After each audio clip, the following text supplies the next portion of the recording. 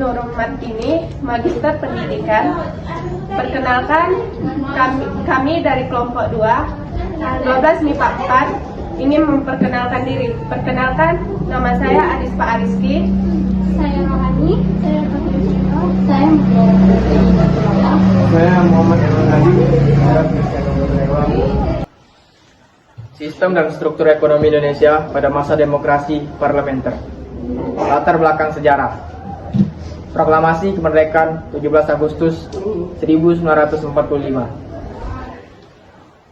Proklamasi Kemerdekaan Indonesia yang dibacakan oleh Soekarno dan Muhammad Hatta pada 17 Agustus 1945 menandai lahirnya negara baru setelah lebih dari 350 tahun dijajah. Situasi politik dan ekonomi pasca Perang Dunia Kedua. Setelah Perang Dunia Kedua, Indonesia menghadapi situasi yang kompleks. Pengaruh Jepang yang menduduki Indonesia selama Perang Dunia mulai memudar. Tetapi kekosongan menyisakan ketidakstabilan. Ekonomi Indonesia hancur akibat perang dengan infrastruktur yang rusak dan banyak sumber daya yang tidak terkelola dengan baik. Pembentukan pemerintahan sementara dan pergeseran kekuasaan. Pemerintah sementara dibentuk untuk mengelola negara dan mengatasi masalah yang ada. Sistem parlementer diadopsi di mana kekuasaan berada di tangan parlemen dan kabinet. Namun, ini membawa ketidakstabilan karena berbagai partai politik berjuang untuk mendapatkan kekuasaan.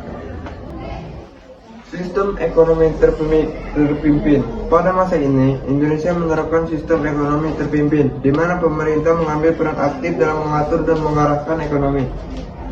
Salah satu langkah penting dalam sistem ekonomi terpimpin adalah nasionalisasi perusahaan asing. Pemerintah berusaha menguasai perusahaan-perusahaan yang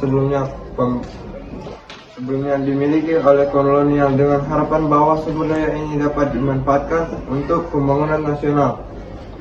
Program-program pembangunan difokuskan pada pengentasan kemiskinan dan peningkatan kualitas hidup masyarakat. Namun, tantangan geografis dan sosial yang ada seringkali menghambat upaya ini, mengakibatkan ketimpangan antara daerah perkotaan dan penduduk.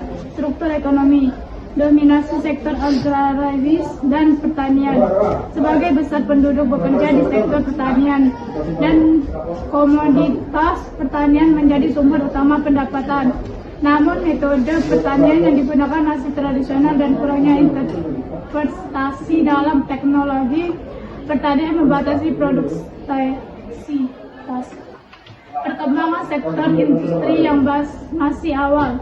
Kebijakan nasionalisasi perusahaan asing bertujuan untuk memperkuat industri dalam negeri, tetapi tetangga dalam hal kapasitas dan teknologi menjadi hambatan utama.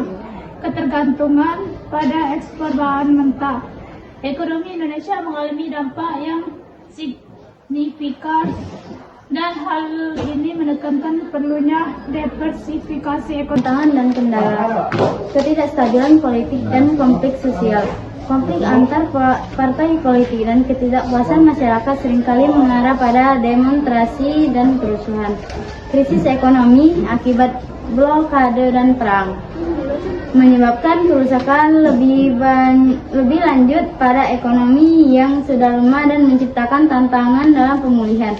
Korupsi dan birokrasi yang menghambat pertumbuhan. Banyaknya program yang dirancang untuk meningkatkan kesejahteraan rakyat seringkali terhambat oleh praktik korupsi yang mengakibatkan penyalahgunaan sumber daya. Oke, selanjutnya dampak terhadap masyarakat. Perubahan struktur sosial ekonomi, mobilitas sosial mulai terjadi dengan kelas menengah yang perlahan-lahan muncul sebagai hasil dari pendidikan dan kesempatan kerja baru. Namun, ketimpangan antara kaya dan miskin tetap menjadi isu yang harus diatasi.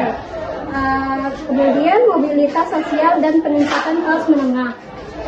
Pendidikan yang lebih baik dan akses terhadap pekerjaan di sektor publik dan swasta memberikan peluang bagi individu untuk meningkatkan taraf hidup mereka. Namun, masih ada banyak pekerjaan rumah yang harus dilakukan untuk memastikan pemerataan kesempatan.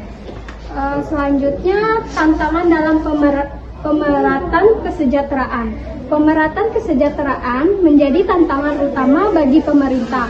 Program-program sosial dan pembangunan daerah perlu ditingkatkan untuk memastikan semua lapisan masyarakat merasakan manfaat dari pembangunan ekonomi. Kesimpulan. Ada 2 kesimpulan, yaitu pertama, evaluasi perkembangan ekonomi Indonesia dalam konteks demokrasi parlementer. Dalam evaluasi perkembangan ekonomi Indonesia selama periode demokrasi parlementer, terlihat bahwa meskipun banyak upaya telah dilakukan untuk membangun fondasi ekonomi yang kuat, tantangan politik dan sosial yang dihadapi menyebabkan banyak kebijakan tidak dapat dilaksanakan dengan efektif. Ketidakstabilan politik dan konflik sering mengganggu program-program pembangunan. Dan meskipun ada kemajuan di beberapa sektor, ketimpangan tetap menjadi masalah. Yang kedua, pelajaran yang bisa diambil untuk membangun ekonomi di masa depan.